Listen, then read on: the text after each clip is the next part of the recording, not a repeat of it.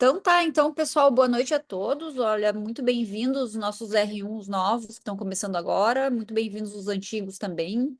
A gente está com essa ideia, então, começando hoje com essa super aula inaugural para coroar a entrada do ano com o nosso ilustre Leandro Totti Cavazola. Para vocês que talvez não conheçam ele, é o cara assim na hérnia, em termos, não estou falando regionais nem nacionais, em termos mundiais, extremamente respeitado na área. Totti é, né? E assim, faz por qualquer técnica aberta, robótica, laparoscópica, e tem muito a nos ensinar. Então, por esse motivo, para começar assim, e vocês agarrarem gosto pelas aulas, a gente chamou o Totti como o primeiro grande nome para começar nossas aulas. E vamos lá, uma horinha, Totti, mais ou menos, pode ser? Pode, a minha ideia é falar assim uns 50, 55 minutos, né, e deixar um tempo, gostaria muito que eles perguntassem, né, e se não, eu vou levantar algumas questões, vou perguntar algumas coisas para eles aí, mas a ideia é que eles possam interagir também. Perfeito, então agora a palavra é tua, Totti. Eu só vou desligar minha câmera e meu som aqui, que eu tô no meio do bloco cirúrgico, tá bom? Mas eu vou Beleza, estar junto. obrigado. Depois dessa introdução de quem tem amigo tem tudo, né, obrigado, Angélica, pelas palavras, né, a ideia, assim, realmente é um assunto que eu tenho estudado bastante, né, especialmente hérnias complexas, né, a gente teve a oportunidade, inclusive, de ajudar a descrever algumas técnicas, aí, algumas coisas, e eu vou comentar com vocês. Eu vou tirar o meu vídeo, pessoal, para a gente ter mais, para a gente poder... só preciso, Angélica, que tu me libere para eu poder compartilhar o... Ele tá me dizendo que Beleza, tu... peraí. Tá pedindo permitir. Uhum, Isso. Tá, foi. beleza. Maravilha. Deixa eu só agora, pessoal, aqui, vamos ver.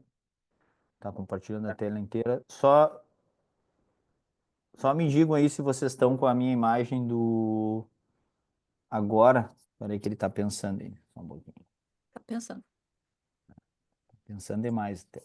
Agora vocês devem estar com a minha imagem do PowerPoint, né? É isso aí? Não, Ainda não? agora sim. Tá, Uhum, agora sim, né? sim. Vamos lá. Deixa eu só tirar aqui. Beleza. Bom, só um pouquinho. Que ele compartilhou. Ele tá pausando. Mas seu compartilhamento de tela está pausado. Vocês estão enxergando aí, pessoal? Tá trocando Estamos aí as vendo. coisas ou não? É, ele Não, tá. Pois é, para mim ele aparece como pausado. Peraí, deixa eu interromper e começar de novo. Vou eu parar não aqui. mexi. Não, pois é, aqui ele aparece como pausado para mim. Vamos lá, compartilhar de novo. Sim. Tá. Agora vocês estão com a minha tela? Sim. Beleza. Bom, então vamos lá, pessoal. A ideia, então, é a gente discutir sobre hérnias ventrais complexas, tá? Esses são os meus conflitos de interesse, eu espero que eles não atrapalhem, o que que a gente vai discutir hoje, tá? Uma das coisas mais importantes, pessoal, é que, assim, eu sempre parto do pressuposto, especialmente quando a gente recebe hérnias recidivadas, ou seja, o cara fez uma hérnia ventral, corrigiu, eu sempre parto do pressuposto que aquele cirurgião que tentou corrigir aquela hérnia ventral, que acabou recidivando, ele tentou dar o melhor dele naquele momento, né? E às vezes eu entender o que que foi feito previamente e eu tentar fazer diferente ou tentar melhorar alguma característica, e aí vou dar um exemplo bem prático, né? Fazer, por exemplo, um paciente melhorar o controle da diabetes dele, fazer um paciente melhorar a sua obesidade, né? São todas questões que eu vou levantar nessa aula, né? Eu e a Angélica optamos por dar uma aula para vocês mais genérica, assim, conceitual hoje, e num outro momento que pode ser até fora do programa oficial, eu dou uma aula para vocês sobre técnicas, né? Mas a gente tem muita coisa para conversar, e eu acho importante vocês entenderem nesse momento. O que eu vou falar hoje, vejam a força do que eu vou falar hoje, tá? O que eu vou falar hoje, as coisas que vocês conseguem modificar com o que eu vou falar hoje, elas têm mais impacto nos resultados do paciente do que a técnica cirúrgica propriamente dita. Então vejam a importância do que eu estou falando, pessoal, tá? Então não ache que essa é uma aula de besteira, que não, pô, mas não sei o quê, mas é só uma hérnia, por que que eu vou fazer o cara fazer isso ou aquilo? eu vou mostrar para vocês com dados bastante consistentes da literatura o porquê disso, tá? A primeira pergunta é, a nossa aula é de hérnias complexas, né? Então, o que que define uma hérnia como complexa?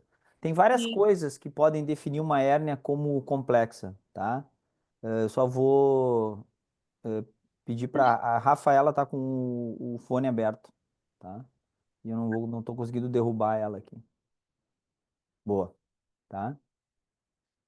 Então, existem critérios para definir uma hérnia como complexa, pessoal. Esses aí, vários desses artigos eu tenho à disposição se vocês quiserem, mas senão vocês podem pegar aí, vai ter todas as referências deles.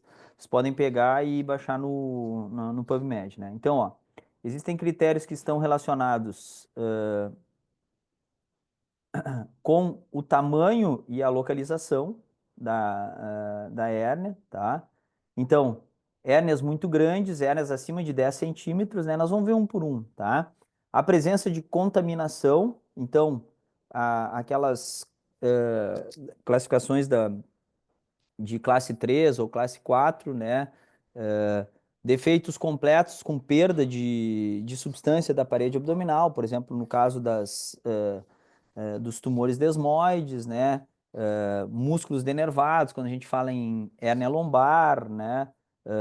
Depois que a gente faz peritoneuostomia. Então, tem uma série de fatores que podem tornar uma hérnia complexa. Então, por exemplo, uma hérnia umbilical de 1 centímetro, ela pode ser complexa se ela tiver, por exemplo, uma história de uma ostomia naquele local, uma fístula naquele local, ou foi realizada uma ressecção de um tumor desmoide naquela localização, tá? E existem ainda, além dos fatores relacionados diretamente à hérnia, né, e à sua localização e à contaminação e aos tecidos locais, fatores relacionados ao paciente, né? Então, especialmente pacientes que têm, e a gente vai ver aqui uma série de coisas que vão afetar isso, né? Pessoal, vamos prestar um pouquinho atenção aí no, tem gente ainda com o fone aberto aí. Comorbidades, né? Então, por exemplo, diabetes, pacientes idosos, né? Especialmente o uso de medicações que vão prejudicar o processo cicatricial, né? Pacientes desnutridos, fatores de aumento da pressão intraabdominal. Então, tem vários desses cenários. E é isso que é importante vocês entenderem. Às vezes, uma hérnia, às vezes eu pego um paciente magro que tem uma hérnia umbilical e esse cara é uma hérnia complexa. Por quê? Porque ele tem, por exemplo, um diabetes descompensado, ele é um imunossupresso, né? Ou ele tem uma história de infecção crônica pela presença de uma tela. E às vezes eu pego um paciente que está no limite da obesidade, que tem a mesma hérnia umbilical e que essa hérnia não vai ser considerada complexa. Então, esses critérios são importantes a gente entender para dizer se a gente está diante de uma hérnia complexa. E a primeira coisa que a gente pensa sempre é no tamanho. Ah, só hérnias grandes que são complexas. Não. Eu posso ter uma hérnia de 2 centímetros próximo ao rebordo costal ou próximo à região suprapúbica, né? Que se é uma hérnia pós-radioterapia, por exemplo, um paciente imunossuprimido, essa hérnia também deve ser classificada como complexa, tá? E muito importante entender que uma coisa é eu operar pacientes eletivos, outra coisa por si só, é eu operar pacientes em cenários de emergência. Então, a gente sempre vai priorizar nesses cenários de emergência sempre o tratamento da doença de base. E se a gente puder postergar o tratamento da parede, vocês vão ver que é uma coisa que a gente procura fazer hoje com bastante qualidade, assim, com bastante propriedade, tá? Então, sempre que a gente puder resolver a parede num momento onde o paciente estiver nas suas melhores condições clínicas e com a menor chance de complicação, é isso que a gente vai fazer, tá? Então, a gente pode definir as hérnias complexas, né? Aqui em diferentes classes, né? Então a gente pode ter menores, né? Então o cara ter só obesidade, ou só diabetes, ou só uso de esteroide, ou só fumar, ou só ter alteração nutricional, né? Tem fatores que são moderados e hérnias complexas maiores, né? Então aqui a gente vai ver que mesmo dentro da hérnia complexa eu tenho um espectro, né? Daria para a gente pensar assim, eu tenho desde hérnias pouco complexas, que são essas que têm fatores menores, até hérnias moderadamente complexas, até os casos que realmente são um problemaço, né? São as hérnias, por exemplo, que tem fístula enterocutânea, que eu vou ter que retirar a tela, que eu tenho um abdômen, por exemplo, com uma pós uma bolsa de Bogotá, enfim, esse tipo de coisa, tá? Então, nesses cenários, vocês vejam que mesmo dentro de uma hérnia complexa, vamos brincar um pouquinho, né? Eu posso ter uma hérnia complexazinha, ou eu posso ter realmente uma catástrofe abdominal, e eu vou diferenciar meu tratamento baseado nessas coisas, né? Então, quando a gente vai... Desculpa, eu tá rateando um pouquinho.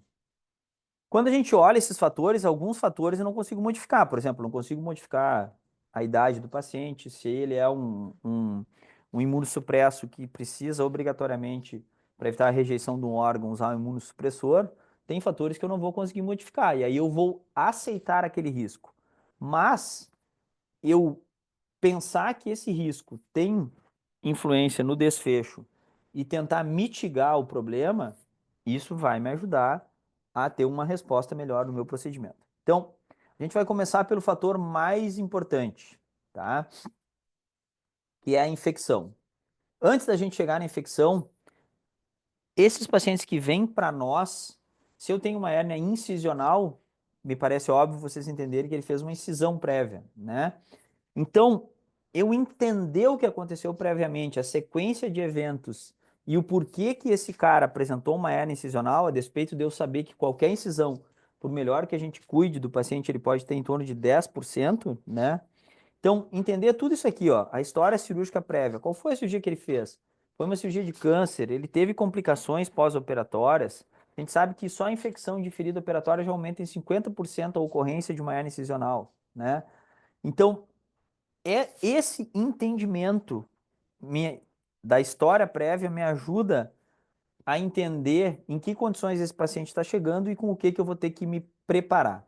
Nos casos de recidiva múltipla, se eu conseguir ter um mapa de voo, que a gente chama um panorama, entender a posição dessa tela, é diferente eu reabordar uma tela colocada numa posição pré-peritoneal, de eu reabordar uma tela colocada na posição pré-aponeurótica.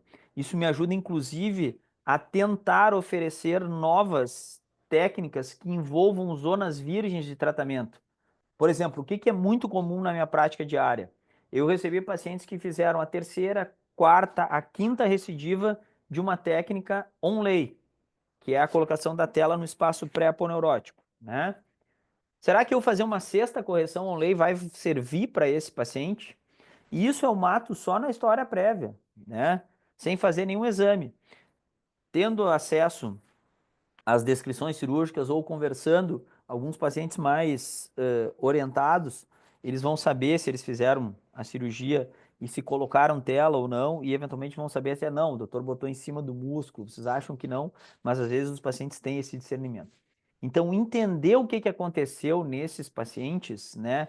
Mesmo que não seja uma recidiva de hérnia, mesmo que seja uma hérnia ventral, uma hérnia incisional, após uma colectomia, eu entender que aquele paciente teve uma complicação de ferida operatória, uma infecção de ferida, e saber se essa infecção está controlada ou não, é fundamental no, no decorrer do meu processo decisório de definir se eu vou operar agora, se eu vou operar um tempo ou vou operar mais para frente. Então, o que eu consigo modificar? Vamos ver primeiro as coisas que eu consigo modificar. Infecção, na imensa maioria das vezes eu consigo controlar. Obesidade, apesar de difícil hoje, a gente tem uma tendência a tentar fazer com que esses pacientes controlem. O tabagismo, por incrível que pareça, no SUS, o programa de cessação do tabagismo é uma das coisas que talvez melhore no SUS e a gente vai ver que tem um impacto importante nos desfechos em parede, né? Controle do diabetes e a nutrição, que é um item bastante novo, talvez para vocês seja, como, o que que eu vou nutrir um cara com hérnia? Vai. E a gente vai ter basicamente o mesmo impacto que a gente tem nos pacientes com neoplasias de trato digestivo superior, né? Nutrindo esses pacientes em 2 semanas no pré-operatório com NutriDrink, tá? A gente vai ver isso, eu vou colocar mais para frente. Vamos falar no fator controlável e modificável mais importante, que é a infecção. E eu vou dividir em dois momentos, tá? Na infecção estabelecida e nos pacientes com classificação da World Health Association lá, que pesquisa, né, do Hernia Working Group, que pesquisa isso, classificação tipo 3 e 4, que são as potencialmente contaminadas e contaminadas, tá? Então, pessoal, telas contaminadas, infectadas, como aqui, ó, exposição, presença de ostomia, fístulas, né? Aqui exposição de conteúdo. É, isso aqui são cenários que tudo o que eu puder melhorar previamente a minha abordagem específica da hérnia tem impacto direto no, no resultado, no desfecho pós-cirúrgico, né? Esse é um filme velho pra caceta, que vocês nunca ouviram falar, mas tinha o inimigo público número um. No nosso caso, é a infecção, tá? Então, como manejar esse paciente na vigência de infecção? Tem alguns critérios que a gente usa para tentar reduzir as complicações pós-cirúrgicas, né? Esse paciente tem que estar sem infecção com pelo menos 6 meses. Isso aqui normalmente inclui o debridamento de tecidos desvitalizados, fazer cirurgias estadiadas, né? Então, se eu tenho uma tela que não está integrada, se esse cara fez uma infecção crônica, resolução de fístulas enteroatmosféricas com a presença de tela, tudo isso é importante, né? Existem atualmente alguns cenários que eu vou tentar demover vocês de usarem, que são as próteses absorvíveis ou temporárias. Os americanos, eles tentam e tentaram por muito tempo utilizar próteses biológicas que são extremamente caras, né? E o que eles viram foi que isso, na verdade, só aumenta o custo global do tratamento, com um baixo impacto na resolutibilidade dessas hérnias. Então, o ideal é eu tomar atitudes onde eu deixe essa região o mais estéril possível. E aí eu posso usar a mão de tudo que eu tenho, antibiótico de largo espectro, curativa a vácuo, uma série de coisas, né? Para você ter uma ideia, que tamanho é esse problema da infecção, né? Os pacientes fazem que tem algum tipo de estoma prévio, né? Eles têm hérnia não só na região do estoma, mas na hérnia, na zona da incisão mediana que foi feita para criar o Hartmann em até metade dos pacientes, tá? Vocês vão ver que isso aí na literatura até aumenta. Na literatura específica dos caras, em torno de 40%, tá? E quando a gente vai olhar, vocês vão ver que a literatura ela chuta vários números. Mas isso aqui, ó, é interessante, ó. Stoma site hernia after stoma reversal. O que que é isso? O cara foi lá, corrigiu a hérnia, perdão, reverteu o Hartmann, e no local onde ele tinha ostomia prévia, a literatura começa em 30 e tem alguns lugares onde vai até 67%. A gente pesquisou, assim, a base de dados nossa lá do Clínicas, e esse número é em torno de 59%, tá? Então vejam, isso aqui a gente está pensando em pacientes que fizeram cirurgia de Hartmann, reverteram a cirurgia e no site onde tinha ostomia, porque aquela região é considerada potencialmente contaminada, da maneira que tu fechar, esses caras fazem isso. Aí tem gente que diz, mas por que que tu não resolve então no mesmo momento? Né? O que que tu vai fazer quando tu vai fechar um Hartmann? Pode fazer tudo isso, né? Fechar o estômago e corrigir a hérnia, fechar só a ostomia, fechar a ostomia e corrigir o defeito primário, né? Mantendo aquela hérnia, aqui eu tô falando a hérnia da linha média, né? E fechamento da ostomia com vácuo, tentando esterilizar a parede e 10 dias depois tu fecha, tá? Já tentaram de tudo, né? E aqui é comparando tela biológica com tela sintética, tá? Então, o que fazer nesses cenários, tá?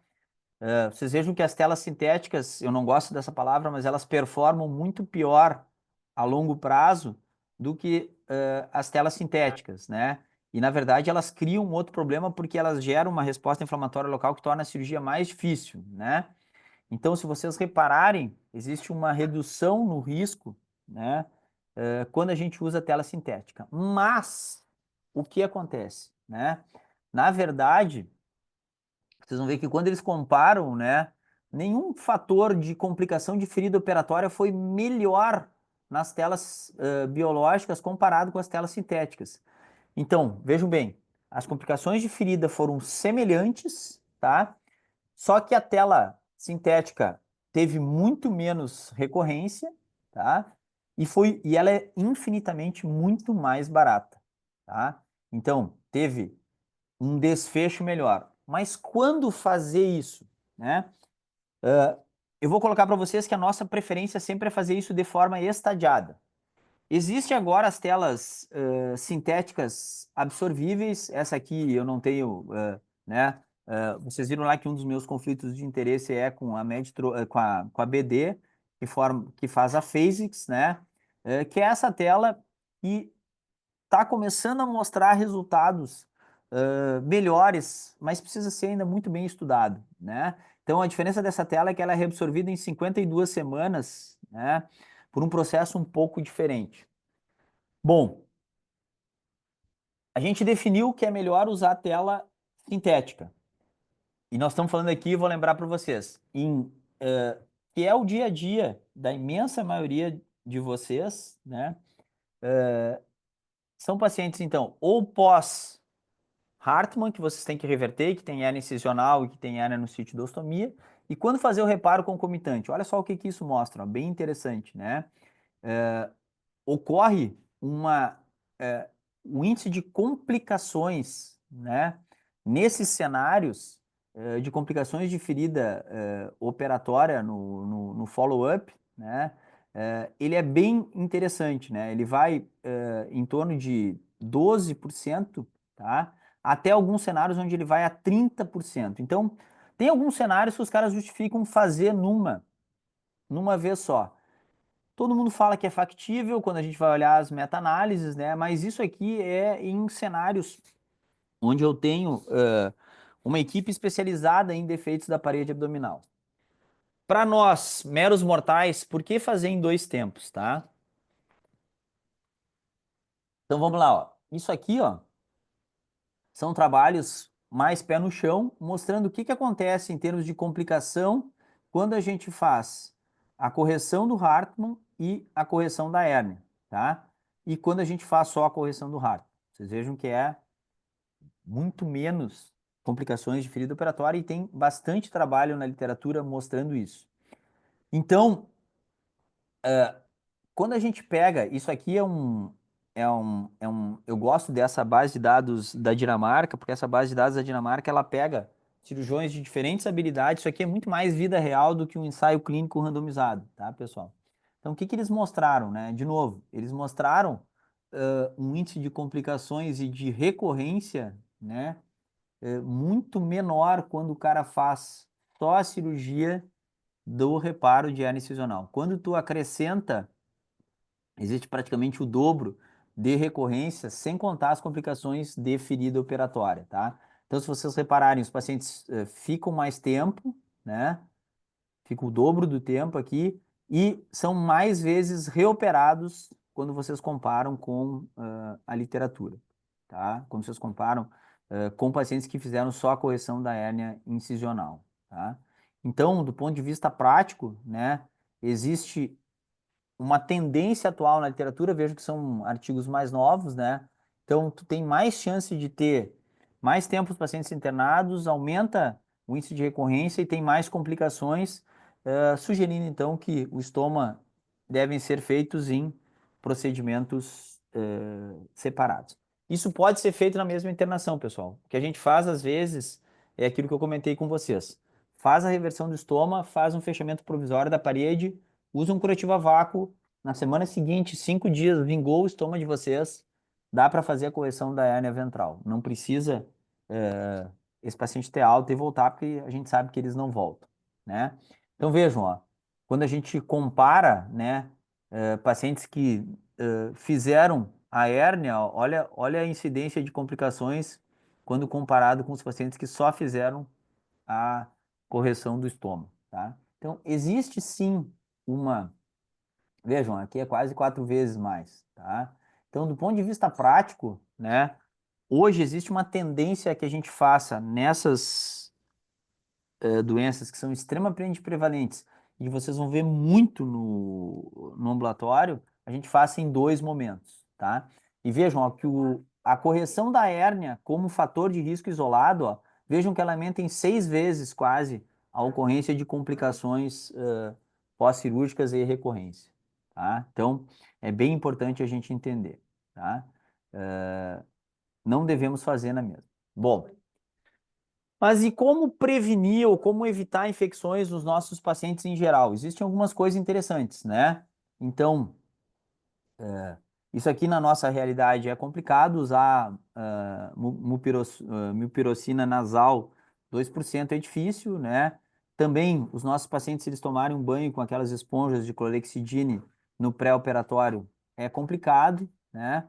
Mas o mais importante, então, que a gente tem preconizado para todos os pacientes é que esses pacientes cheguem sem infecção ativa pelo menos nos últimos 6 meses, tá? Então, o primeiro fator de risco, que é o mais importante em termos do desenvolvimento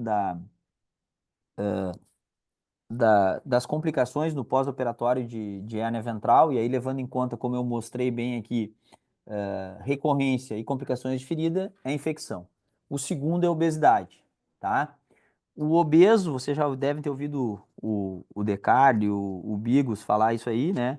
O obeso, ele é um inflamado crônico, ele tem um processo de cicatrização todo peculiar, né? Então, a gente toma como base esse entendimento para fazer para entender que além do fator de aumento da pressão intraabdominal, existe um componente biológico na obesidade que, apesar da gente não entender bem, a gente sabe que está presente, tá? Então existe um aumento na infecção nas taxas de infecção do sítio cirúrgico e esse paciente, além das complicações do sítio cirúrgico, ele tem pela restrição ventilatória causada pela obesidade, um aumento nas demais complicações de ferida operatória, tá? Além do aumento óbvio na pia, que pode aumentar o índice de recorrência. Então, olha só, eu sei que essa imagem está meio complicada, né? Mas vejam, ó, vão pela minha marcação aqui, ó. Vejam a ocorrência do aumento no índice de complicações conforme eu vou aumentando o índice de massa corporal, tá? Então, eu passo ali, né, de 4% lá para 13% quando eu chego lá nos pacientes superobesos, né? E complicações quaisquer de ferida operatória também, elas pelo menos dobram. Ah, mas os números são pequenos. Toda vez que eu puder reduzir algum número, vocês vão ver que é importante a gente chegar nesses, né? E se eu for adiante e for especificamente para a parede abdominal, isso aqui é para é uma revisão retrospectiva, tá? Então isso aqui, ó, é estratificando para diferentes índices de massa corporal, né? E vejam que o índice de complicações ele vai aumentando conforme a gente vai subindo, levando em conta, inclusive, complicações de ferida operatória como infecção, né? Então é outro fator que a gente consegue controlar, tá? E quando eu vou estratificar isso para recorrência e reoperação, né? Esses números se mantêm também com significância estatística, né? Então, não existe um cut-off definido, tá? O que a gente sabe é que acima de 30 começa a ocorrer de forma importante um incremento nesses números, tá? Qual é que é o meu cut-off lá no Clínicas? Se eu botar 30, eles vão dizer que eu sou gordofóbico e não quero operar os pacientes obesos, né? E não é verdade. A gente estabeleceu o nosso cut-off lá 33, tá? Com 33, pessoal, eu já tenho uma lista de espera em torno de 90 a 100 pacientes, tá? Se eu subir o meu cutoff para 35, essa lista de espera vai para 120 pacientes. E se eu chegar em 40, tá? Essa lista vai para 150 pacientes. Então, fica claro que e qual é o meu to go aqui? O meu to go é chegar a atender o maior número de pacientes, sempre procurando reduzir o índice de complicações preveníveis com uma atitude que depende, óbvio, que do paciente, mas depende do meu preparo pré-cirúrgico, tá? Então, para tratar a obesidade, eu não vou chover numa olhada, vocês têm grandes cirurgiões de obesidade que dão aula para vocês. A gente tem uma equipe multidisciplinar que, eventualmente, pode incluir o cirurgião, né, naqueles pacientes que têm indicações de tratamento cirúrgico da obesidade, né? E vocês vão ver que hoje é bem claro. Se eu tenho um paciente com IMC maior que 35, né, e que tenha comorbidade, esses pacientes não se opera a hérnia deles antes deles terem uma redução desses valores. E se eles têm indicação cirúrgica, se faz isso em dois tempos. Se tenta fazer uma abordagem onde não se reduz o conteúdo herniário. Por quê? Porque aquele paciente ele está numa homeostase da sua hérnia. Aquela hérnia está lá há muito tempo. E a gente evita fazer com que desfazer essa hérnia, desencarcerar essa hérnia, possa gerar depois uma hérnia estrangulada. Não sei se vocês estão me entendendo. Eu vou lá fazer o sleeve, eu entro e foco só no estômago. Eu deixo a hérnia como ela está, porque aquela hérnia está lá há muito tempo.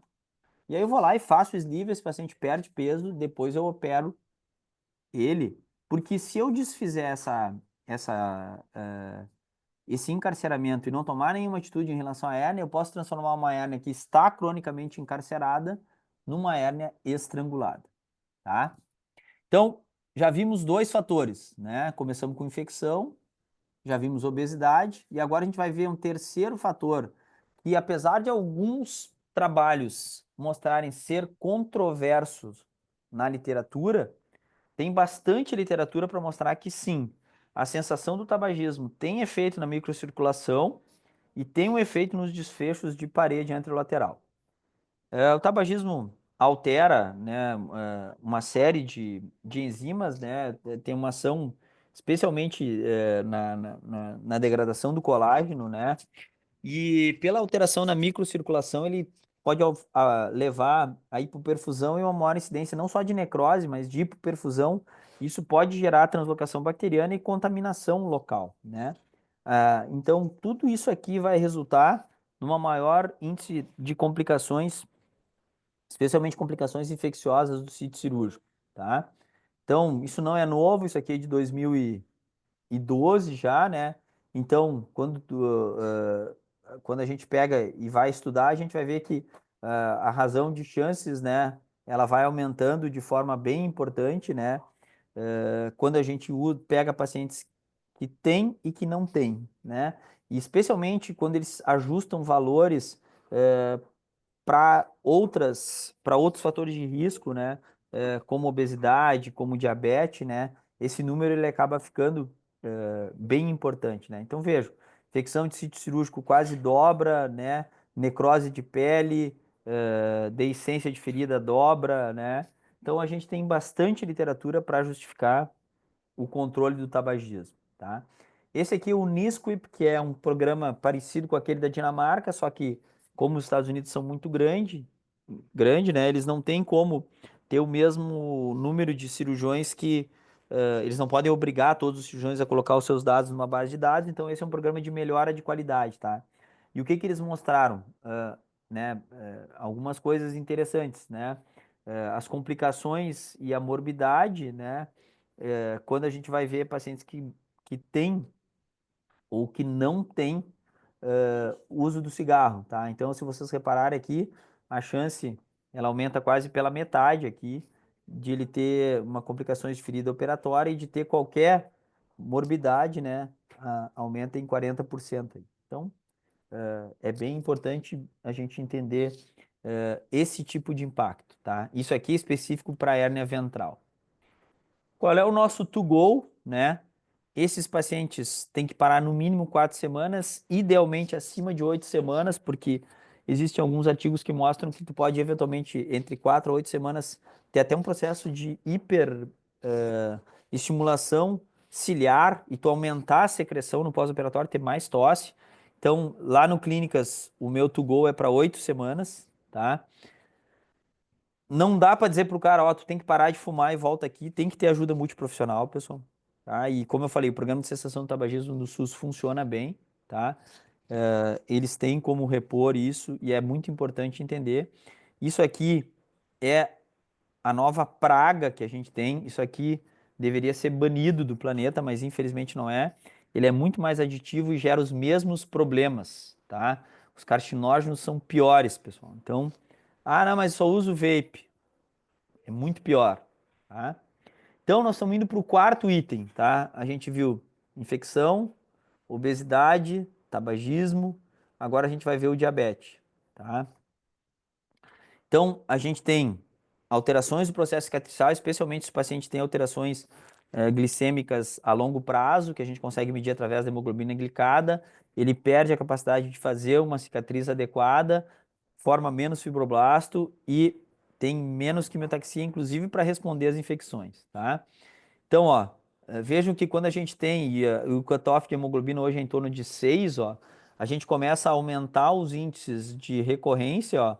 Olha aqui quando a hemoglobina glicada é menor que 7, quando é maior que 7, ó, tá? Vocês vejam que mais que dobra, tá? Aqui os níveis de índice de recuperação também dobram, tá? E quase triplica o índice de infecção de ferida, Então, controlar a diabetes faz parte do processo. É muito importante, tá? É uma das coisas mais importantes para a gente fazer no pré-operatório. Isso virou, para nós, questão de honra, tá? Existe associação demonstrada em várias meta-análises da literatura, né? Então, mesmo em pacientes quase só, quando a gente pega, mesmo só pegando a fase aguda, né? A gente aumenta, vocês veem que aumenta em 3 vezes o risco aí, né? Do que um paciente que consistentemente no pós-operatório mantém a sua glicose abaixo de 110, tá? Talvez uma das coisas mais novas seja a imunonutrição. Ela ajuda na prevenção de infecção de ferida. Aqui, óbvio que eu não estou falando para uma hérnia umbilical de 1 centímetro, né, pessoal? Estou falando para aquelas.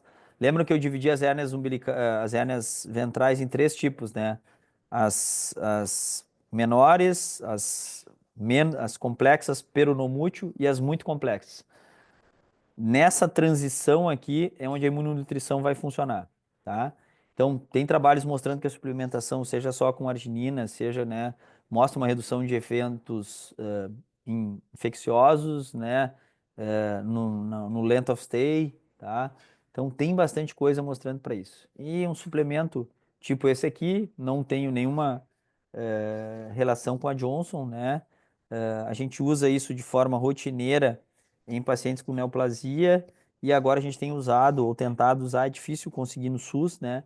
Para pacientes que vão fazer reconstruções complexas com perda de domicílio, a gente usa imunonutrição. Aqui faltou imuno, né? Faltou um.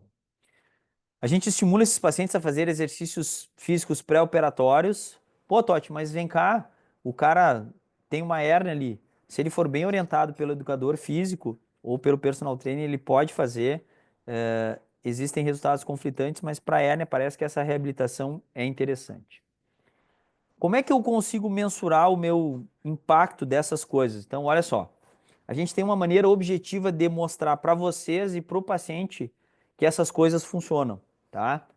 Então, sugiro vocês pegarem esse aplicativo aí na internet, instalem no celular de vocês, tá? E eu vou pegar um paciente aqui, ó, tá? Onde a gente vai ver diabetes, tabagismo, se ele já fez ou não cirurgia de hérnia, se ele tem um estoma ou não, se ele tem infecção abdominal ativa, se eu vou precisar fazer separação de componentes, se eu vou precisar fazer flaps e eu vou calcular o peso e a altura dele. E aqui eu quero mostrar para vocês o impacto de tudo que eu discuti até agora. E vejam como eu consigo fazer uma mensuração objetiva disso. Para vocês terem uma ideia, esse aplicativo ele foi desenvolvido com base em mais de 4.800 pacientes da Universidade da Carolina do Norte, onde eles conseguiram criar esse algoritmo que depois foi transformado num aplicativo de celular para ficar mais fácil. Então, olha só. Caso 1, tá? Paciente que chega todos os dias no ambulatório de vocês. Diabetes não controlado, tabagista, hérnia voltou, granuloma de tela, ou seja, mostra que ele tem possivelmente uma infecção crônica.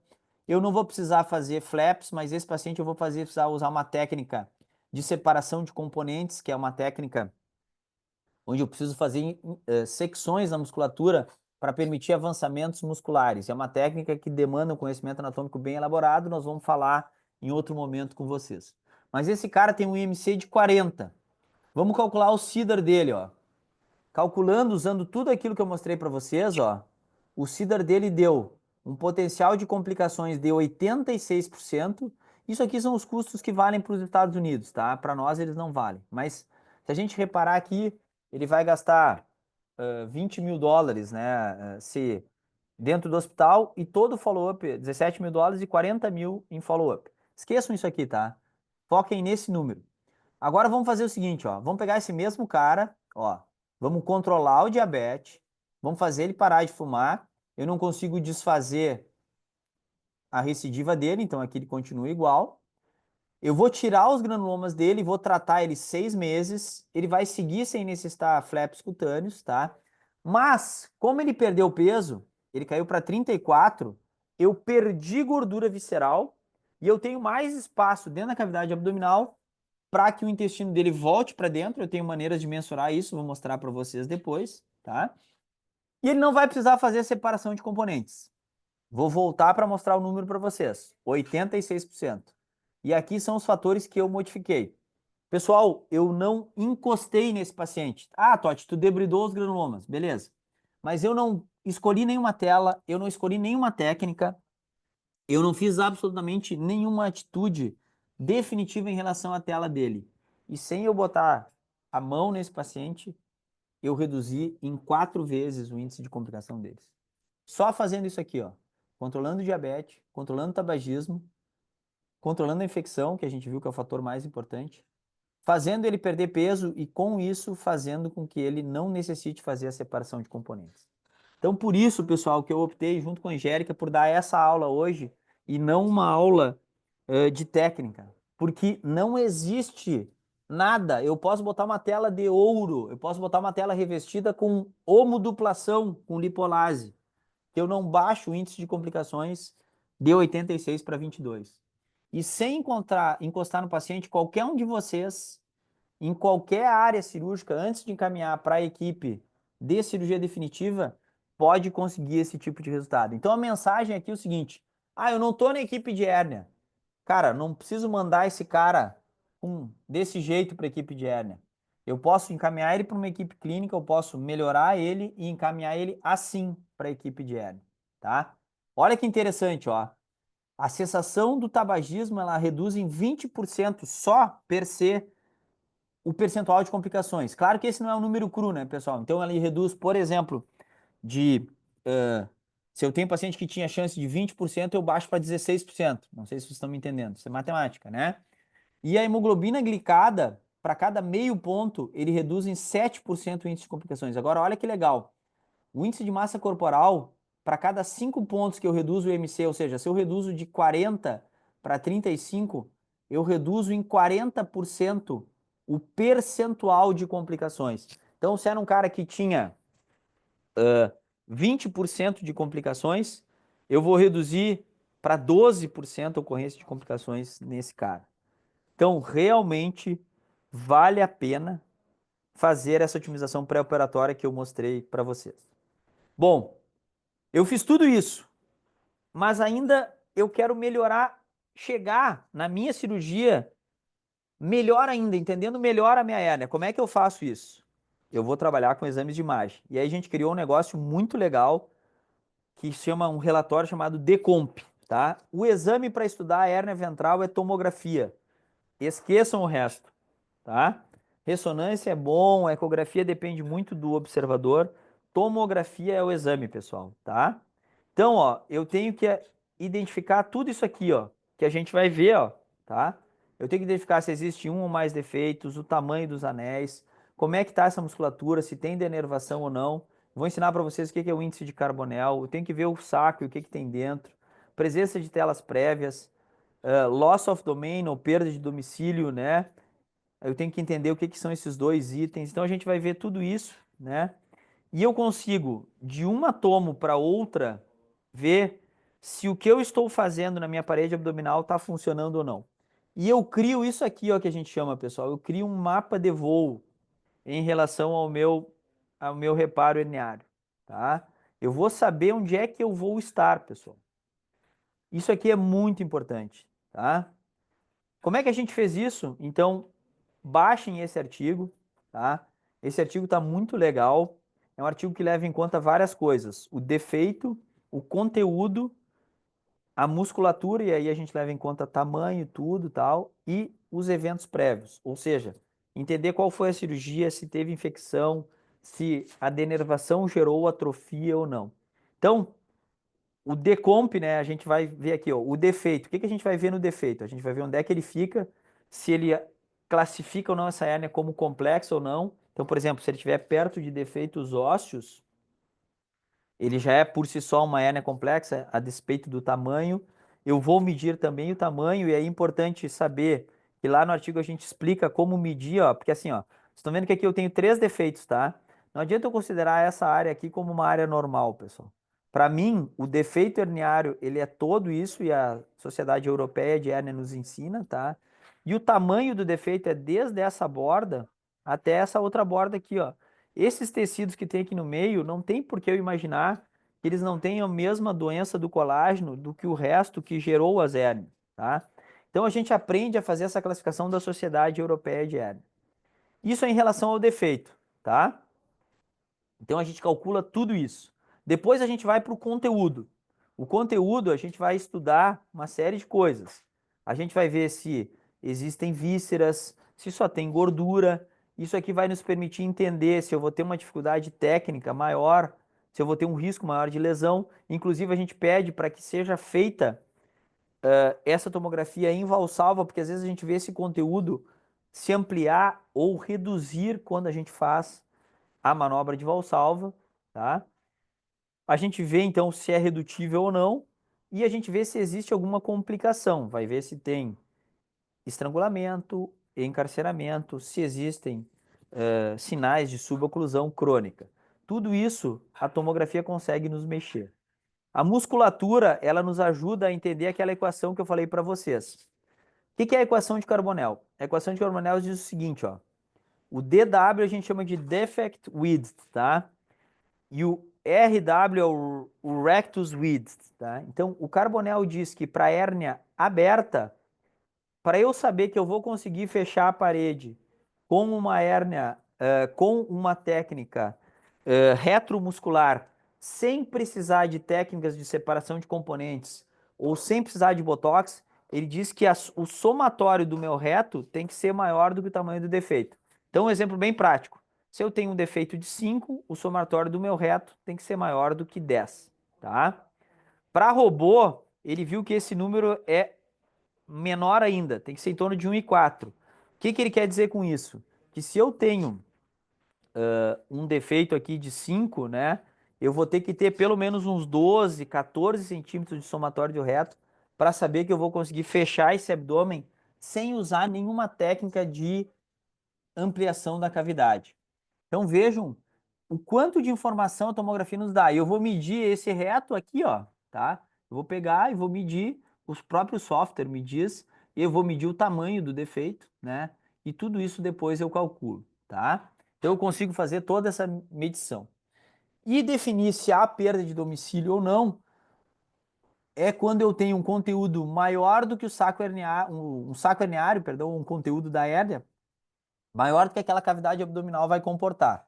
Existem dois índices para isso. Antigamente o cara olhava e os nossos professores diziam o seguinte, eles diziam assim, ó, não, rapaz, quando tu olhar, tu vai saber que tu tem uma hérnia, que tu tem uma hérnia com perda de domicílio.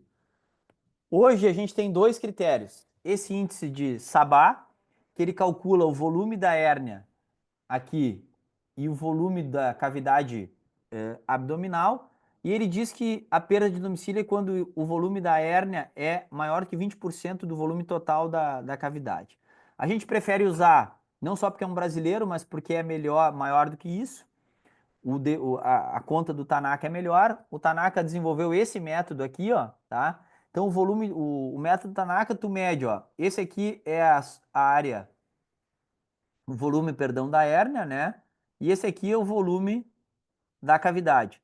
Se esse volume é maior do que 25%, eu vou ter complicações se eu não tentar ampliar essa cavidade abdominal. E como é que eu consigo ampliar essa cavidade abdominal? Como eu falei para vocês, nós vamos estudar isso num outro momento, as técnicas de ampliação cirúrgica. Mas eu tenho técnicas de ampliação não cirúrgica, que estão disponíveis para qualquer um de nós. Esse fator, ou, perdão, o fato de ter uma perda de domicílio é um fator de predição de falha respiratória no pós-cirúrgico. Então vejam como é importante eu prever isso e definir estratégias de correção, tá? Então, o que fazer nesses cenários? Eu posso fazer tudo isso aqui, ó, toxina boturínica, injetar ar, eu posso fazer as técnicas de separação de componentes, que nós vamos falar em outro tempo. Eu posso arrancar conteúdo visceral. Antigamente se fazia muito isso, se tirava o omentус, se tirava o cólon. E eu posso fazer como os cirurgiões pediátricos fazem, tentar fazer um silo, né, que eles usam muito para gastrosquise. Mas isso aqui, do ponto de vista prático, isso aqui é a exceção da exceção. Então hoje nós vamos focar nesses dois aqui, ó, porque como eu falei para vocês, eu quero dar uma aula específica de técnica em outros 50 minutos, tá? Então, a toxina botulínica, a primeira descrição é desse cara, o Ibarra Hurtado, um baita, gente boa, um mexicano, gente boa. Ela gera um bloqueio muscular, tem um efeito máximo na quarta semana, isso é bem importante entender. Então, sempre que a gente for pensar em usar ela, a gente tem que pensar em fazer o uso dela e programar a cirurgia da hérnia pelo menos 4 semanas depois. E ela funciona por até mais ou menos 4 a 6 meses no pós-operatório. Vocês conseguem um aumento da musculatura em quase 35%, o que gera um incremento de 20% no volume abdominal. Isso, para uma série de pacientes, ele evita, nesses cenários aqui, ó, ele evita a separação de componentes, pessoal. Então, tem sido uma técnica que a gente tem usado cada vez mais. E ele consegue reduzir o tamanho do defeito, porque o músculo, ele consegue se contrair melhor em quase 38%, tá? A imensa maioria dos pacientes tem pouquíssimos para-efeitos, não muda o core do paciente, não muda a frequência respiratória, não muda os movimentos do tronco, realmente tem um efeito bem interessante. O que que ele faz? Ele bloqueia essa atrofia que é gerada pela retração, especialmente do músculo oblíquo interno, tá? E ele permite, com isso, com esse afrouxamento, uma redução do tamanho do defeito. Isso acaba gerando um alongamento de todo o complexo muscular lateral. Ele realmente é bem seguro, tem bastante estudo na literatura mostrando que ele tem pouquíssimos para-efeitos, tá? Alguma coisa de irritação cutânea. E alguns pacientes fazem um quadro tipo uma infecção viral, mas muito poucos têm para-efeitos graves, né? Tem bastante literatura mostrando que esse é eficaz. Agora começaram as primeiras meta-análises demonstrando aqueles números que eu mostrei para vocês ali. Então, de novo, se vocês quiserem, a aula está gravada, vão atrás desses artigos para ler melhor, né? E a gente agora tem usado isso de rotina. Basicamente, a gente reconstitui 100 unidades de Botox em 10 ml, tá? Tem que cuidar muito nessa reconstrução, tá? E a gente vai fazer, existem milhares de protocolos de aplicação. Existe um consenso de que se usa 100 unidades, ou seja, um frasquinho de Botox para cada lado, tá? Se vocês usarem Dispor, que é uma outra toxina botulínica, tem que cuidar porque são mecanismos de ação diferentes, aí a gente tem que usar em torno de 300 unidades, tá? Mas cuidem, quando for Botox, o consenso é 100 unidades de cada lado, e a gente faz entre 3 a 6 pontos de injeção. Para isso, em vez de reconstituir em 10 ml, eu posso reconstituir um pouquinho mais, em 15 ml, né? Tem várias maneiras, vários pontos de fazer. Como isso aqui age na placa motora, não age no nervo, né? A gente tem preferido fazer normalmente em torno de 3 a 6 pontos, né? Normalmente na linha axilar anterior e na linha axilar média, tá? Porque aí é onde a gente vai fazer, a gente vai ter o melhor lugar de inserção disso, tá? Então a gente procura injetar entre o transverso e o oblíquo interno e entre o oblíquo interno e o oblíquo externo. Por isso que eu falei para vocês que a gente faz 6 pontos de injeção, 3 aqui e 3 aqui, ó. Então a gente ou só faz esses 3 aqui, ou a gente coloca 3 em linha aqui embaixo e 3 em linha, então 3 na linha axilar média, 3 na linha axilar anterior, e injeta daí, né, diluindo isso aqui para em torno de 3 a 5 ml, né, chegando então a 15 ou 30 ml de diluição de cada lado. Aqui está uma representação, né, de como a gente faz isso orientado por ecografia. Isso é feito, né? Aqui estão os 3 planos musculares, ó. É bem simples da gente fazer, faz orientado pela ecografia, tá? E a gente consegue chegar nos 3 planos musculares absolutamente sem problema nenhum, tá? Então, bem tranquilo, eu não vou conseguir rodar esse aqui, eu acho. Vamos ver lá. Não tá me deixando rodar esse aqui, tá? E aí a gente vai conseguindo, a gente está vendo ali, ó, entrando a substância, ó, e separando, então, aqui no caso, o oblíquo interno do transverso, tá? Então, de novo, tem bastante literatura para mostrar isso. Aqui é um paciente onde a gente fez a injeção só num local, tá? Então aí, ó, a gente faz isso com anestesia local, tá? E depois, então, se faz orientado por ecografia no mesmo sítio de punção, a gente faz a punção daqueles espaços que eu mostrei para vocês. Uma outra técnica que eu comentei com vocês é utilizar o pneumoperitônio progressivo pós-operatório. Esse é um argentino que criou Isso chama Goni Moreno. O pneumo peritônio progressivo pós-operatório, ele tem uma série de vantagens, ele ajuda essas coisas, né? O paciente vai se habituando a ter uma pressão intraabdominal novamente, porque com aquela abertura toda da parede abdominal e a presença da hérnia, ele perde a mecânica ventilatória, né? Então ele vai aumentando a capacidade da cavidade e tem uma coisa interessante, ele também vai ajudando a fazer lise de aderências, tá? Isso aqui são para-efeitos secundários que nos ajudam, tá? Então, existe uma característica toda que justifica o uso do pneumo peritônio. Isso aqui é o cenário ideal, ó. Então vejam o alongamento que ocorre dos músculos, ó, quando a gente faz o pneumo peritônio. Então isso aqui é pré-pneumo peritônio, isso aqui é pós-pneumo peritônio. E esse aqui é o cenário ideal, ó. Tudo isso aqui é ar na cavidade peritoneal, tá? E vejam que ocorreu uma redução das vísceras para dentro da cavidade abdominal. Isso aqui, inclusive, ajuda na análise de aderências, tá, pessoal? É bem interessante, tá? Tem bastante literatura para mostrar isso. A gente implanta cirurgicamente o paciente mais ou menos 4 a 6 semanas depois do Botox, o paciente está hospitalizado. O volume a gente vai medindo dia a dia, pessoal, em torno de 700 a 1000 ml por dia. Eu vou mostrar como é que é a técnica. Se o paciente não tem condições do Botox, então, eu tô no SUS, Totti, não vou ter Botox, né? Lá no Clínicas a gente consegue Botox no SUS, mas eu tô num lugar que não tem SUS. A gente interna o paciente, faz 10 a 15 dias de pneumoperitônio só, sem Botox, tá? Quando a gente faz toxina botulínica, isso é legal, porque a gente reduz, olha só, para menos de uma semana. Tem bastante literatura mostrando que a gente chama de pneumoperitônio progressivo abreviado, quando a gente faz a toxina botulínica, tá? Então tá aqui, ó, a gente fazendo num paciente nosso, se coloca o catéter, tá? A gente procura fazer por laparoscopia, tá?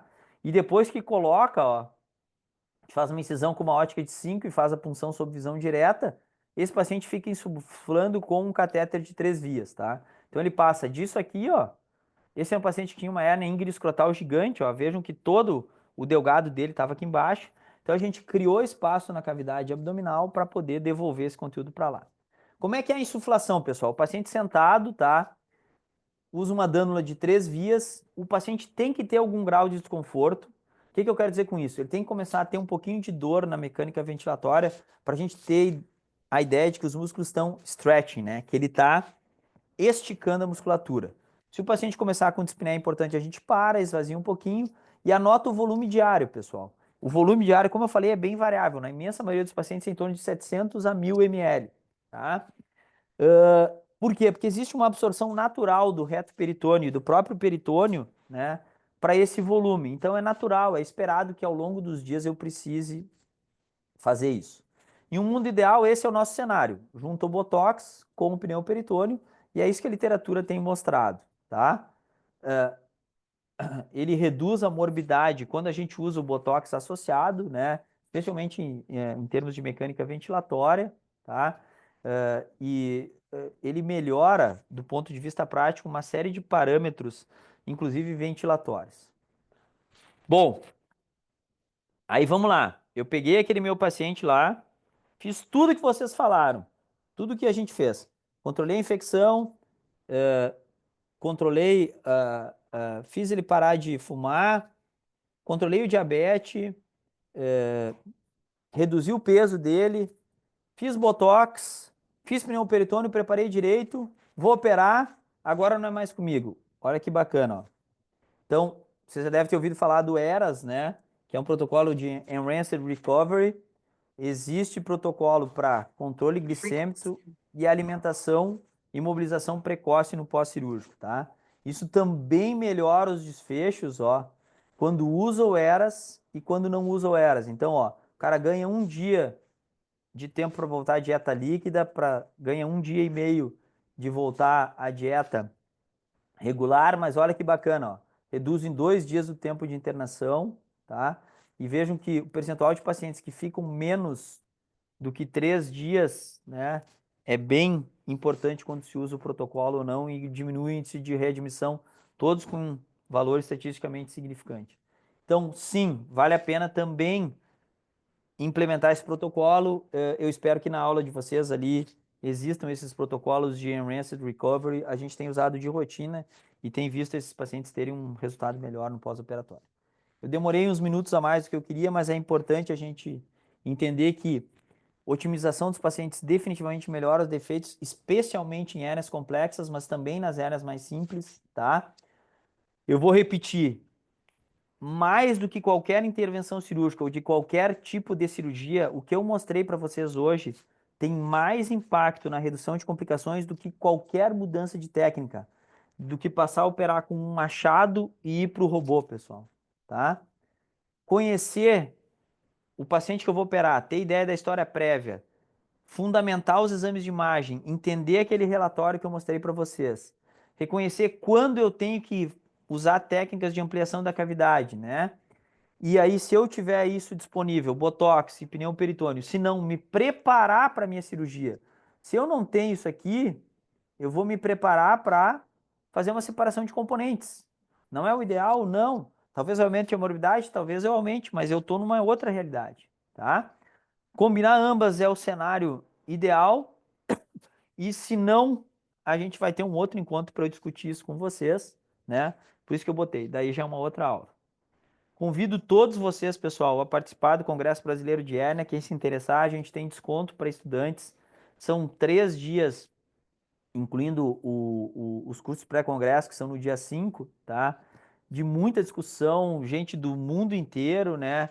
E a gente também podendo colaborar um pouquinho no entendimento dessa doença, que para mim é fascinante, tá? Então, peço desculpas por ter corrido um pouquinho, né? Mas eu realmente gostaria de ter um tempo para discutir com vocês, tá? Vou interromper o meu compartilhamento aqui para a gente voltar a falar aqui pelo Zoom. Vou abrir, não que vocês tenham que me ver, né? Feio pra caceta, mas vou abrir minha câmera aqui e vou me colocar à disposição. Angélica, espero ter atingido o objetivo aí. Peço desculpa por ter corrido um pouquinho aí mais do que eu gostaria, mas acho que deu para ter uma visão geral aí, né, do que a gente tem entendido, né? Mas definitivamente, eu acho que a gente, graças a Deus, conseguiu mudar aquela ideia de que, é só uma herniazinha, né? A gente tem operado cada vez pacientes mais complexos, cada vez mais pacientes multioperados e tem entendido que oferecer técnicas diferentes, fora aquela solução clássica que a gente tinha, né? Que era colocar a tela no espaço pré-poneurótico, largar um dreno e deu, né? Eu acho que a gente hoje e a gente não está querendo romantizar a hérnia, né? A gente tem muita alternativa hoje, desde técnicas abertas até técnicas minimamente invasivas, e aí incluindo a cirurgia robótica. Muito bom, Totti. Nossa, obrigada pela aula. Foi show, muito bom mesmo. E parabéns. Acho que foi super completa essa abordagem inicial. Acho que é ótimo a gente começar o ano com esse tipo de aula, agora que nós temos novos residentes, né? E, e acho que nós vamos ter que combinar essa próxima aula aí, né, Toti?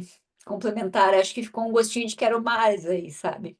Para mim é um prazer, Angélica. Não, não, assim, como eu te falei, eu tinha essa aula pronta para hoje, é uma aula que, né, e aí tem todas as diferentes técnicas, tem por via aberta, minimamente invasiva. Eu vi que o programa de vocês está excelente, está cheio de gente muito boa, muito melhor que eu ali. Mas se eles quiserem, fora de um horário desse de segunda-feira, a gente organiza e Uhum. né? Até aproveitei ali, eu fiz um merchan do curso do Congresso Brasileiro de Hérnia, né? No congresso vai ter cursos pré-congressos específicos, tem uma aula clássica minha lá que a gente conseguiu 5 cadáveres, né? Então a gente vai fazer uma dissecção de cadáver onde eu literalmente eu destruo não, eu preparo toda a parede abdominal sem entrar dentro da cavidade, né? Então assim, eu mostro a técnica de separação anterior, posterior, sem entrar com a cavidade abdominal fechada. É bem legal para eles entenderem que existem outros espaços na parede abdominal a serem explorados, né? Então a gente realmente evoluiu muito a parede, e de novo, não estou querendo romantizar, né? A gente evoluiu muito no entendimento da anatomia e das técnicas de reconstrução nos últimos 15 anos, assim, e realmente, para mim, que tu sabe, né, meu histórico de professor de anatomia, sempre adorei anatomia, né? Foi a cereja do bolo poder trabalhar com essas duas coisas, assim, com anatomia e com reconstrução de parede, assim. E uma das coisas mais legais que eu acho em quem se aventurar a fazer reconstrução de parede é a melhora na qualidade de vida desses pacientes, né? Não é tratar tão bem um câncer que nem tu, que nem o professor Weston tratam lá, um câncer de pâncreas, um câncer de estômago, né? Mas é o cara chegar e dizer pra ti no pós-operatório, doutor, fazia 9 anos que eu não ficava sem camisa, né? Fazia 9 anos que eu não ia pra praia porque eu não me sentia bem com o meu corpo, né? Tu viu uma mulher falar isso, porra, então assim, as melhoras, os scores de qualidade de vida, né? E como é uma doença muito prevalente, a gente acaba tratando muita gente, né? Então tem o seu valor também. Eu acho que eu tenho a impressão, tu acha que às vezes fica um pouco subvalorizado, porque só a parede abdominal é uma via de acesso que eu preciso para chegar na barriga. Muitas vezes fica de lado, mas isso talvez seja uma das coisas que mais tire a qualidade de vida do paciente mesmo. Tá com um pedaço do fígado a mais ou a menos, não tanto, né? Então, eu acho que isso, que legal que tem toda uma dedicação de É, algumas e pessoas por só trás te dar um disso. parênteses assim, isso é tão importante que a gente agora está estudando, a gente validou para o Brasil, né? A gente publicou ano passado, foi o mestrado de um aluno meu. A gente validou para o Brasil o score de qualidade de vida que é mais usado, chama Carolinas Comfort Scale. A gente validou para o Brasil. E agora a gente está fazendo um ensaio clínico para avaliar a qualidade de vida desses pacientes com base nesse score, que é o score mais validado no mundo, né? E provavelmente a gente vai abortar o trabalho agora na primeira no primeiro data review aí, porque os pacientes, assim, a mudança no score de qualidade isso já está documentado fora, né? Mas a gente queria documentar aqui. Então, realmente, a gente não tem ideia do impacto disso na vida dos pacientes. Uhum. Mas muito bom. Vamos abrir para perguntas. Alguém quer perguntar alguma coisa? Doutora Angélica, eu não gostaria de perguntar nada, eu só quero agradecer ao Dr. Totti pelo brilhantismo da aula. Eu já tive a oportunidade de assistir várias vezes essa aula e cada vez que eu assisto eu aprendo mais alguma coisa. E foi o caso hoje que eu aprendi várias outras coisas. Então, agradecer ao Dr. Totti aí pela excelência da aula, agradecer a ti também, Angélica, pela todo esse trabalho na organização aí do nosso programa teórico, e eu tenho certeza que os residentes com certeza aprenderam muito e muitas coisas novas hoje. E legal, Totti, que tu sempre te preocupa em dar uma aula nova. Como eu disse, eu já assisti várias vezes a tua aula e sempre tem elementos novos aí. Então, parabéns, parabéns, tá cada vez melhor. Que eu vou dizer, né, Angélica? Eu vi isso de um cara que nem o Weston, né? Só posso. Ganhei minha semana, né? Ganhei meu mês. O que eu vou falar? Obrigado, É, Weston. Como eu brinco, né? excelente. Quem tem amigo tem tudo, mas eu acho assim. Não, mas Um convite desse quilate, né? De vocês, assim, com os residentes envolvidos, né? Eu acho que é minha obrigação, assim, mostrar para eles o que a gente tem trabalhado e passar um pouquinho dessa minha paixão. Tu sabe a paixão que eu tenho, né? E o quanto eu estudo isso, né? sei, Então, sei. assim, eu acho que é minha obrigação revisar essa aula sempre, e como eu falei, eu sei que a Angélica me pediu só uma aula, mas não tem como, né? Esse é um tema que a gente tem que dividir, e eu procurei hoje colocar o que eu acho mais importante, que é mais impactante na vida deles como um todo, mesmo que eles optem por fazer outras coisas, né? Para que eles, na hora que eles estiverem fechando a parede lá, lembrarem, pô, o Careca falou lá que se eu não fechar direito, se eu fechar na vigência de infecção, eu posso ter mais, enfim, esses cuidados eu acho que vale a pena. Excelente. Parabéns. Muito obrigado. Professor, eu posso fazer uma pergunta? Claro. Magno aqui. Ah, agora fugindo um pouco, né, da conversa, mas indo para a prática. Ah, eu vi várias aulas no ano passado sobre, não no pré-operatório, mas sim no intraoperatório, colocar a tela em cenários de infecção, e daí tava se entendendo uma conversa para, não, dá para colocar a tela, né, no sítio infeccioso, aí tem muita gente que vai contra, enfim. E aí, na tua apresentação no pré-operatório, né, a prioridade, assim, né, de anular a infecção, porque é o que teoricamente piora mais o desfecho. Qual que é a tua opinião sobre quando a gente está já no intraoperatório, a decisão quando tu vai abordar uma parede, colocar ou não tela no sítio infectado, tela profilática, assim, usar ou não tela, porque tem vários cenários e eu vejo que tem muita discussão ainda disso e caem nas provas de R+, e sempre tem muitas diferenças nas bancas também, isso faz uma confusão na cabeça que Eu enfim, eu não infelizmente tenho uma não, não vou, clareza ainda sobre. eu infelizmente não vou conseguir dar uma resposta única, entendeu? Assim, tu pediu a minha opinião, tá? hoje está bem claro, primeiro, né? Os resultados com tela sintética e tela biológica são iguais. O que está aparecendo de novo são aquelas telas semissintéticas, né? Que um dos exemplos é essa que eu te falei, a tal de Phasix, né? Ah, mas assim, vamos lá. Em cenários contaminados, né? Vamos pegar primeiro cenários infectados. Sempre que possível, não usar, tá? Sempre que possível, estadiar. Estamos falando em cenários infectados. Aí hoje tu tem excelentes alternativas que mostram na literatura um melhor desfecho. Curativo a vácuo, mesmo curativo a vácuo Tabajara, né? Mesmo o curativo de Barker, né? Mostrando melhores resultados, tá? Em cenários de contaminação, tá? Então, aquele cenário que eu mostrei, né? Tu vê que mesmo na reversão do Hartmann, olha o cenário que eu mostrei. Olha como é ruim isso, né? Muitos pacientes já se apresentam com hérnia incisional e hérnia no sítio onde tu tem a ostomia, tá? E esse é um cenário potencialmente contaminado, porque em teoria tu vai tirar o estômago dali, tá? Nesse cenário, a literatura também é bem clara já. Tu pode resolver numa vez só? Pode. Mas os melhores resultados são com uma cirurgia estadiada. E aí fazer isso num primeiro momento, corrigir o estoma, né? Fecha a ostomia. Entre aspas, tenta esterilizar aquela ferida operatória, curativa a vácuo, ou faz uma hérnia programada e reopera esse paciente depois. Esses ainda são os melhores cenários. Tu vai achar assim na literatura sustentação e serviços, e aí nós estamos falando assim, tu está comparando Cleveland Clinic com os serviços não especializados. Na Cleveland Clinic, que eles fazem, mesmo que sejam pacientes potencialmente contaminados ou infectados, eles fazem todo um preparo pré-operatório de otimização desses pacientes. Eles aceitam esse risco maior de complicações de ferida em benefício de fazer só uma intervenção cirúrgica. E a questão meramente é financeira. Então, te enrolei e não respondi, mas vou te dar a minha opinião. Se eu tenho uma hérnia num campo potencialmente contaminado, a minha tendência sempre vai ser tratar primeiro a causa que gerou aquilo, a fístula intraatmosférica, refazer a ostomia e num outro momento, eu sempre hoje tenho dado preferência a estadiar o procedimento. E de novo, estadiar não é esperar 6 meses, um ano. Esse estadiar pode deixar o paciente internado, 5 dias da tua anastomose vingou, usou o curativo a vácuo, na primeira ou na segunda troca do vácuo, tu fecha a ferida. Perfeito, professor. Obrigado. Boa Queria te noite, responder melhor, velho, mas não tenho. É bem difícil esse tema, né? Bem complicado. boa noite, professor. Gente, quer É, mais alguém? Diga. isso, eu gostaria de fazer uma pergunta também, levantar uma discussão.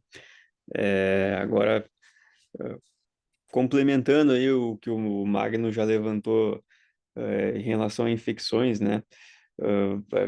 Vamos supor uma paciente que tenha que tenha sido feita uma cirurgia de urgência, né, por uma hérnia encarcerada em parede abdominal anterior, teve que fazer uso de tela no pós-operatório imediato, tá? E ela evoluiu com infecção de sítio cirúrgico, tá? A suspeita é de que seja uma infecção profunda, né, com acometimento de tela, já que a paciente apresentou sinais sistêmicos de febre. Ah, a questão é que essa paciente, ela recebeu aí uma terapia antibiótico de amplo espectro, né? A gente tinha iniciado vancomicina e pipetazo para ela, ah, que acredito que tenha sido trocado pelo CCH por meropenem e linezolida, tá? Então, é uma terapia que Só cobre... faltou homo, duplação com lipolase. É, foi. Então, assim, é um Não, eu tiro, entendi tua pergunta, Raul. tiro de Assim, ó. canhão. Então, o que que Essa acontece? A primeira pergunta que eu vou te fazer é a seguinte: onde é que está essa tela? essa tela tá pré-aponeurótica. Tá pré-aponeurótica. Essa tela está integrada? A gente não sabe porque a gente Tá, tu somente vai está... saber quando for reintervir, porque ela está com uma infecção de Isso, sítio cirúrgico. isso. Tu vai ter que Então, reintervir ela. Então a tá, então, paciente, a paciente ela está melhorando bastante clinicamente, ela não tem mais hiperemia, não tem mais drenagem Então, secretiva respiratória. provavelmente essa tela está integrada, tá?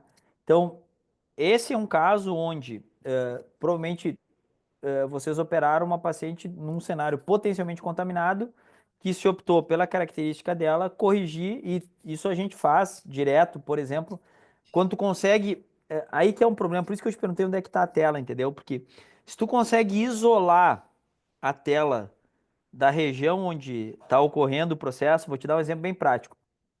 Tu pega uma hérnia encarcerada, inguinal, tá?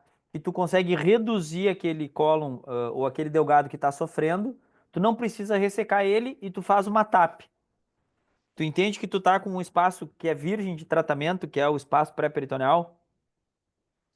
Sim, Nesse cenário, normalmente a gente coloca a tela sem problema nenhum. Qual é o problema no teu cenário? Provavelmente ela fez uma laparotomia mediana, tu, isso. tu corrigiu lá o que tinha que corrigir, tu deve ter ressecado tripa, tal, não sei o quê, ou ressecou epíplon, tal, não sei o quê. E também nesse cenário não tá errado tu colocar a tela. Só que qual é o problema? A menos que tu tivesse contaminação grosseira, se tivesse, assim, tá operando lá e caiu cocô na parede, tá? Aí a gente normalmente contraindica a colocação de prótese, aí a gente vai para uma cirurgia estadiada, faz um fechamento provisório, espera resolver o, o, o processo e aí fecha a parede.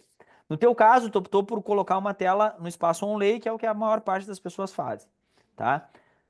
A tela onlay é uma tela que ela literalmente aguenta muita infecção, tá? Porque ela tá, dependendo do que tu conseguir expor ela, e se ela já tiver com processo de integração, normalmente vai acontecer isso que está acontecendo com o teu paciente. Tu vai drenar a ferida operatória e ela vai, se ela tiver boa integração, né?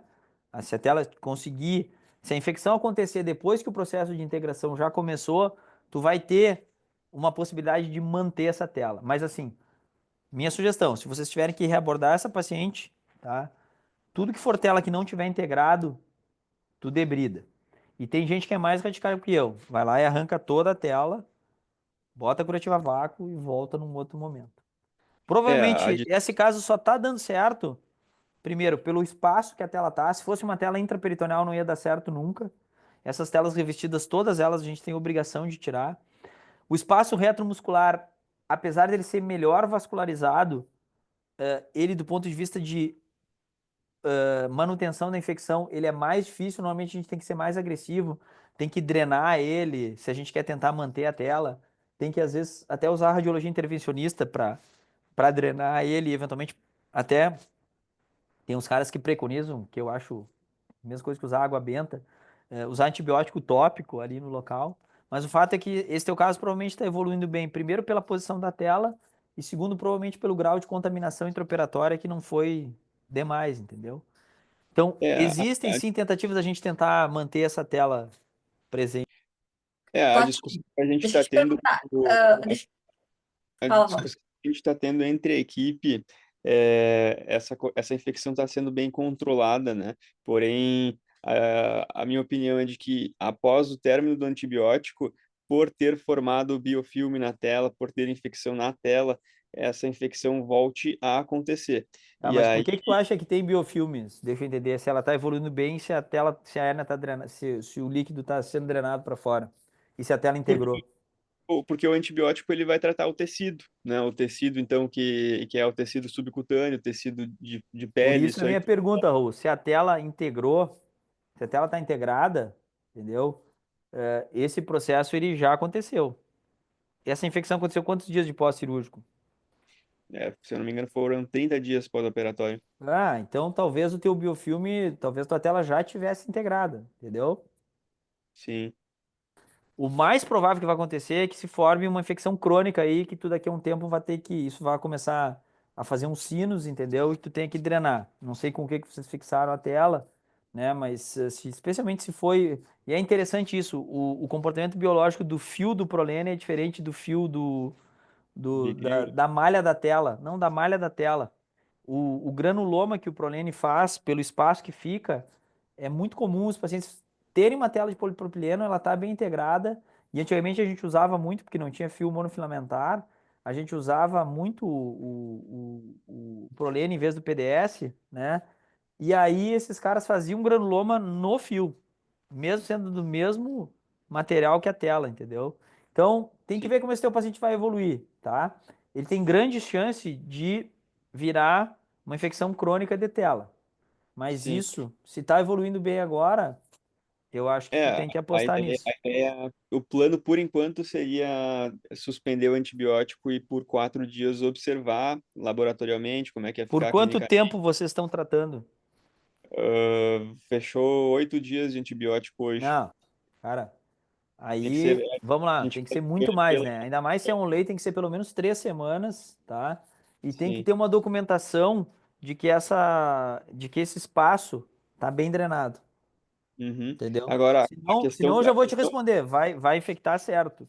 a questão final que eu queria chegar e perguntar para o senhor é a seguinte: a gente pode fazer esse manejo conservador aí por 3 semanas, suspender o antibiótico e a paciente pode evoluir muito bem. Ótimo, daí não precisamos fazer nada. Só que se ela voltar a piorar, a gente tem que abrir esse espaço e desbridar a tela, né? Tudo mais. E Aí é assim, ó, aí é tiro de bazuca. a Aí é minha tiro de ideia é bazuca. a seguinte: não seria muito melhor a gente fazer uma abordagem com essa infecção controlada e ver se tem algum tecido de tela que não esteja viável e aí sim já desbridar antes de a infecção volte a estar ativa? É que essa é a pergunta de US$ 1 milhão, né? Tu tá tendo uma evolução favorável, entendeu? Saber se tu vai Sim, conseguir, entre aspas, esterilizar esse local é só se tu tiver uma drenagem adequada, tu vai tendo alguns sinais ao longo do tempo. Então, assim, a redução da quantidade de drenagem, né? A característica da drenagem, especialmente o volume e a característica, né? E tu vai acompanhando pela tomografia se vai ocorrendo a redução do espaço morto. Esses são sinais indiretos que não são muito confiáveis, mas é o que tu tem, né, Raul? Não tem muito o que inventar. sim, E sim, essa pergunta que tu fez é a pergunta de US$ 1 milhão. É se tu aborda agressivamente no início, mete um curativo a vácuo e daqui a 5 dias bota uma tela de novo num espaço que está, entre aspas, estéril, ou se tu tenta fazer esse manejo conservador e aposta que em 60% das vezes vai resolver com o manejo sendo uma tela on-lay, entendeu? É, sim. gostaria de ter essa resposta também, assim como para dar para o teu outro colega ali, mas não as tenho. Não. Perfeito, mas muito obrigado pela discussão, hein, doutor. Totti, para finalizar, a última pergunta. Tu lava a ferida operatória com clorexidine? Não. Isso aí tem alguns trabalhos mostrando que, sim, algumas coisas interessantes, né? Tem alguns trabalhos mostrando que, na verdade, tu pode aumentar por gerar um processo irritativo local, né? Tem alguns trabalhos que mostram que tu pode aumentar o índice de complicação de ferida, tá? Então, não Eu vi tem. um Tem artigo algumas rolando, coisas, um artigo aí que eu acho que eles estavam se é, emocionando, querendo se lavar. emocionaram. É. Mas aí é para um cenário específico, assim, e tem outra coisa. Tem alguns artigos que falam em tu usar lavagem com antibiótico Uhum, em alguns cenários, né? Que mostram, né, assim, como regra geral, para hérnia, eu não tenho usado. Como regra geral, não me convenceram ainda, tá? de Acho que acordo, funciona tão bem quanto água benta. de acordo. Tia, muito obrigada. Vamos encerrar, senão o negócio vai longe, nós estamos 9h30 quase, tá? Vou te deixar jantar aí. E de É. novo, obrigada mesmo de coração, Totti. Vamos combinar dessa segunda aula e eu vou ver com eles que dia fica melhor e aí a gente vai conversando por WhatsApp. Quando vocês quiserem, pessoal, tá? Bem tranquilo aí. E aí, realmente, aí eu tenho bastante vídeo, bastante foto, tem muito caso nosso, entendeu? Para mostrar exemplos práticos de quando usar, quando não usar, mas eu achei que essa aula, do ponto de vista assim de formação para eles, os R1, os R2, era mais interessante que uma aula de técnica Então, num muito primeiro bom. momento aí, Aí a tá? gente faz uma de técnica daí, vai ser isso? É isso, né? Exato. Top, Técnica e perfeito, indicações, né? Tem tudo. Eu revejo um pouco essa questão de quando indicar, como fazer, mas tem um passo a passo bem legal, assim, tá? Tá bem legal. perfeito. Então tá, gente. Acho que é isso. Boa noite a todos. Obrigado pelo convite, Angélica. Um abraço a todos aí. É um prazer.